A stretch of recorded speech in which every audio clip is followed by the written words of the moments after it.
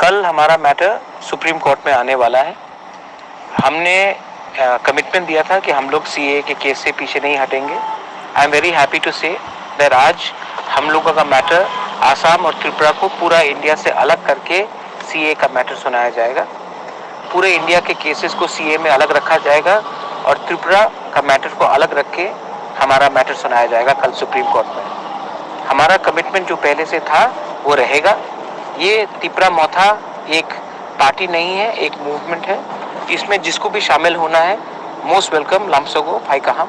लेकिन एक बात कमिटमेंट हमारा क्लियर रहना चाहिए कि इस बार हम लोग अपने पार्टी के बारे नहीं, अपने जाति के बारे सोचकर आगे काम करेंगे।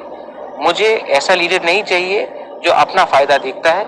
मुझे ऐसा लोग चाहिए जो त्रिपुरा दफा का एक फाइनल कॉन्स्टिट्यूशनल सोल्यूशन हमको दिलवाता है। इस बार प्लीज आप कहीं भी हो, अपना दफा के बारे सोचिए और इस बार पार्टी को नहीं सोचकर जाति के बारे काम कीजिए। बेलाइनो हम भाई।